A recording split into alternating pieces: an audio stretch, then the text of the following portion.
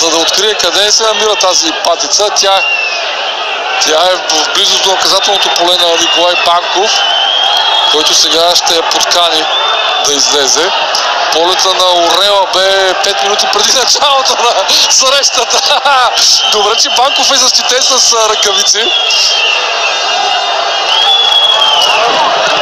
Оказа се достатъчно смел стража на Локомотив, за да подкани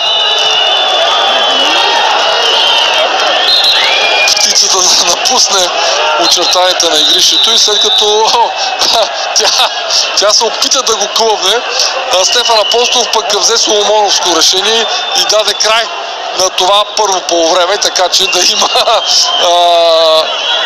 15 на минути по време на паузата хората, осигуряващи протичането на двубоя, да виждаме, че и Кишеро не бърза да се прибере в съблекалната, отиде да навести, да види отблизо тази патица. Не знам, не съм с великолепни орнитоложки познания какъв вид е тази птица.